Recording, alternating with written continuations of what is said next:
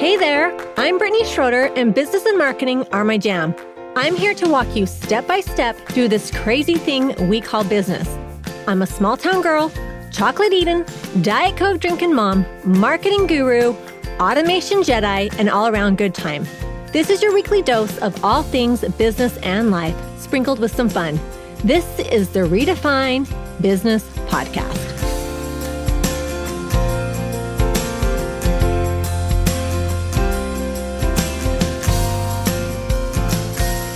Welcome to another episode of Redefine Business Podcast. It is getting cold in Utah, and this girl that has been in Texas for a long time is freezing her booty off, but I am getting acclimated, and I know it's just beginning. So here comes the slippers and lap blankets for the next few months, but it's so good to be back in Utah and to be home. And I'm just grateful that I get to live in this beautiful state again and to be back. So here I am. So let's get started on today's topic. I'm pretty excited about this topic. I did a training on this, a 3-day masterclass on this topic last month. If you want to dive deeper and do the training, you can visit my website, and in my shop, you can get the whole 3-day masterclass and the workbook and all of that. But I thought I would do a podcast on this for those who like to consume content through podcasting. I'm going to give you the cliff notes of that 3-day masterclass. So let's dive into 10 ways to repurpose your content. Okay. Creating content, we all know that it takes time and effort, and we have to have content. We have to market ourselves. We have to put content out there to drive traffic. But depending on where you post that piece of content, it could have a long lifespan or a short lifespan. If you're going to make the effort to create content, you might as well optimize its reach and lifespan, right? We want to reach the masses and get it in front of as many people as possible and get that traffic. One piece of content has the power to reach a ton of people simply by repurposing it across a variety of different platforms. It can be used in multiple ways, and this will maximize your marketing efforts. I'm going to give you a step-by-step on 10 ways to repurpose your content and extend your reach. Okay, so where to start? How to keep your content organized. First, let's talk about keeping your content in a place that is easy to access and it's well organized and you have a system. You've heard me talk about Airtable before. It's one of my favorite resources for keeping all of my content organized. And this is the platform that I use to house all my blogs, my podcasts, my tutorials, affiliate links, and just anything else in my business that I need to be able to access, or I need to know where I can repurpose and get access to that content or that material. So here are some of my different databases that I have created within Airtable. Now, with that being said, I do use the free version of Airtable. So this isn't, you might be thinking, oh, is this another one of those things I have to invest in? No, I use the free version and it works just great. So some of the different tables I have, one table that I have within my Airtable is podcast. This tab or table, this is where I keep links to my podcasts and graphics. I track where I posted it and I save other information. For example, I can publish an episode and post it on Instagram and several other platforms. I can view in that Airtable database that I posted about that particular podcast, and I can see where I posted it, and I can also see when is the last time I posted it.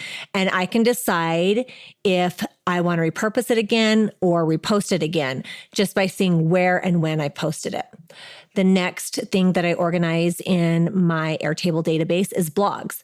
The blog table works similar to my podcast table. I track where and when I have posted the blogs. This ensures that my content reaches all of the different platforms and I can repurpose it if it's still relevant after a certain amount of time. The next tab I have is tutorials.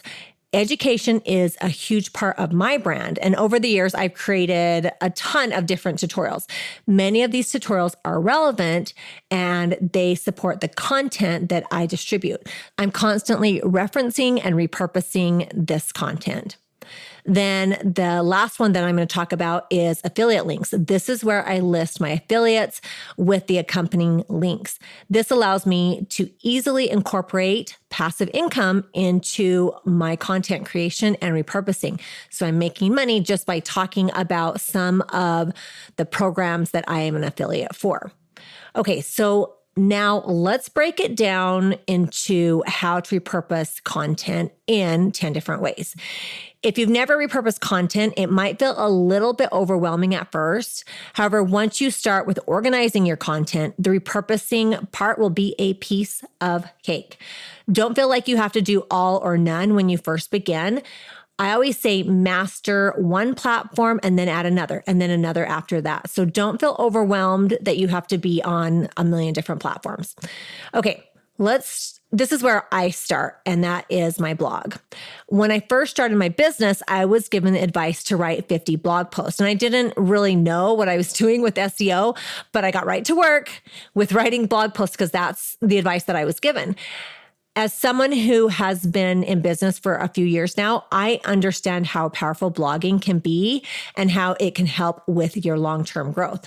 A blog is one piece of content, but it can be broken down into several pieces of content. So it's a great place to start. So once my blog is posted, I add the link to my Airtable database. I have an automation set up that sends an email to my virtual assistant, lets her know a new blog is posted, and she can share it on the different platforms. So that is the first thing that I do when I'm creating content. Then let's go to Pinterest. Another one of my favorite places to repurpose content is Pinterest. I start by creating graphics in Canva and writing SEO-friendly Pinterest titles and descriptions, and I use ChatGPT for this. And then I start pinning it. I create about 10 different graphics for each blog post, tweaking the copy and graphics, and then schedule them to go out weekly using I've used Tailwind, which is a paid version, or you can use Pinterest, which is free. So I have done both. It takes me about 30 minutes to pin just one blog post because I'm pinning it 10 different times, but I don't know, maybe people are faster or you might be slower when you begin, but that's about the time that it takes me. With that being said, Pinterest is one of my main sources that drives traffic to my website. So it's working for me, so it's worth the time because I get a return on that. Okay, the next one is Instagram. Instagram is my platform of choice and the one I spend the most time on. Once a blog is posted to my website, I'll share that I have a new post up in my stories on Instagram, and I'll include the link. When it comes to creating posts for my feed, rather than sharing the entire blog post, I try to break it up into a few different smaller pieces, but at the end of the day, I end up having several pieces of content for Instagram from that one blog post. For example, I could take the post and write an entire caption about how to organize your content to repurpose. I could then write another post about how to repurpose a blog for Pinterest. So do you see how I can take one specific blog post and turn it into several? Okay, moving on to the next platform, Facebook pages and Facebook groups. I'm on both.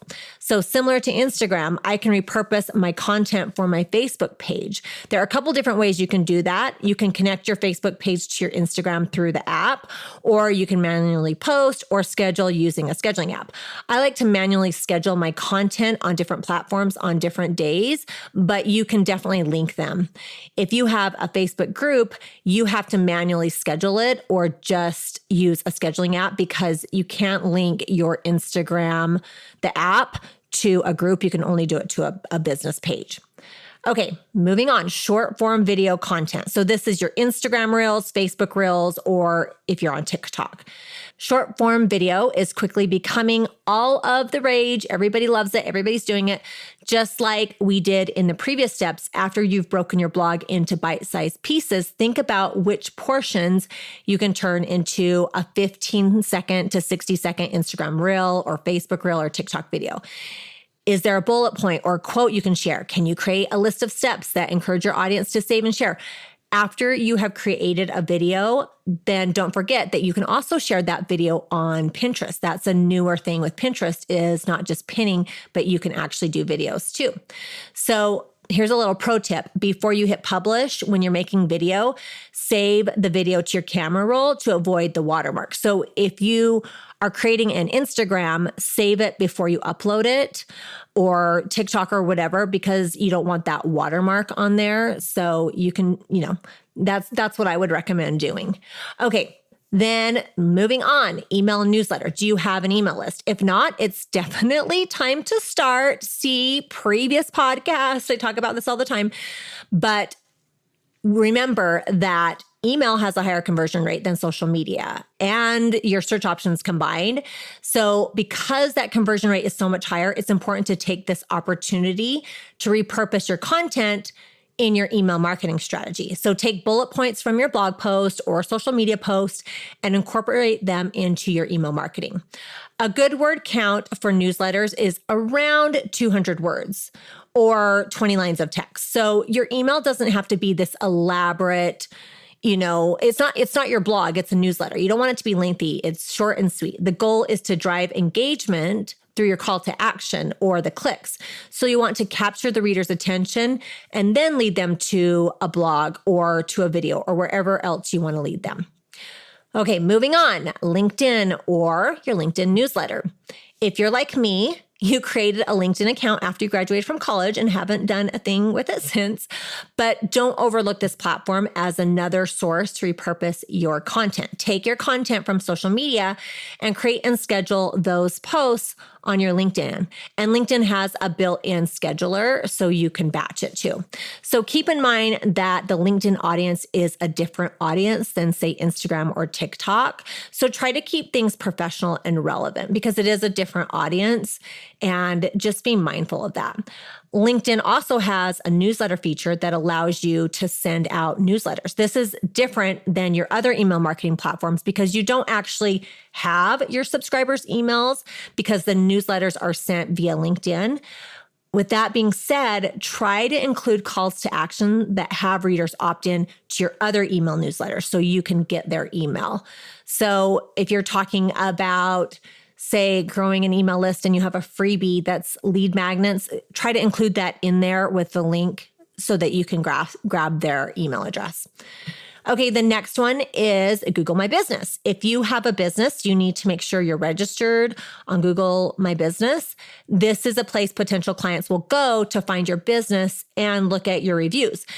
Did you know you can also add content on Google My Business? So posting to Google My Business, it can help your SEO efforts when you share relevant and engaging information, but it also gives people more of the content that you're sharing and they might check it out and be interested. So as a result, this can increase your profile engagement and rankings.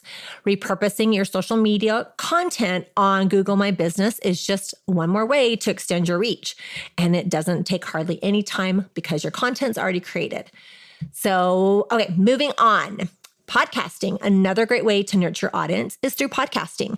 This is a convenient way for possible clients to consume your content. So if you don't have a podcast or aren't quite ready to start one, maybe find a podcast that you can be a guest on and speak out about your expertise.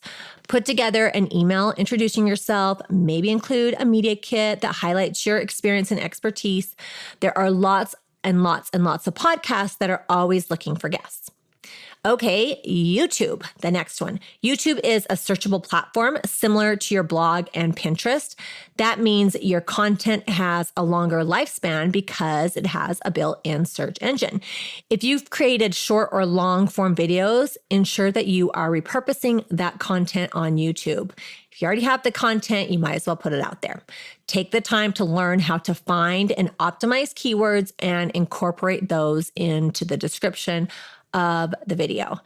If creating video isn't in your wheelhouse, but you have a podcast, many podcasting hosting softwares include features that allow you to automatically post your podcast to your YouTube channel.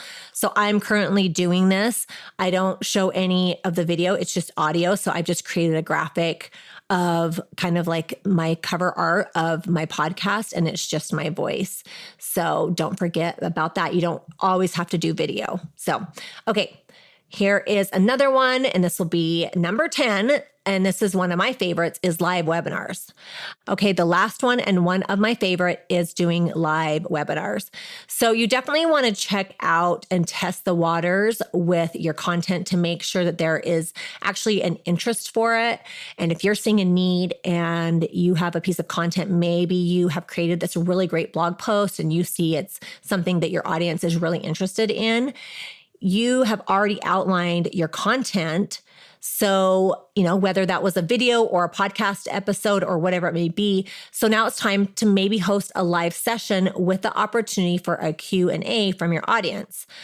I highly recommend this approach when you're repurposing your content.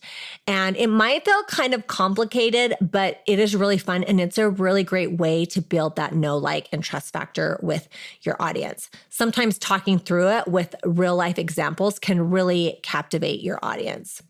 Okay, there you have it. 10. Well, I guess more like 11 if you're like thinking of the blog. I mean, there's so many ways you can repurpose content for your audience. And it will help you with your marketing. It saves you time when you have processes. And these are only scratching the surface. There are so many more platforms where you can repurpose your content. So take the time to create really good quality content and then make sure that you are repurposing it and you are blasting it to the masses so that you can maximize your reach. I hope you guys found this helpful. I'm super passionate about it and I love talking about it, but hopefully you can take a few of those tips and you can repurpose some of that amazing content. All right, guys, I will see you next time. Let's not stop the party here. Head on over to my Instagram or Facebook group, Redefine Your Business, and let me know your thoughts about today's show. I will see you again, same time, same place, next week.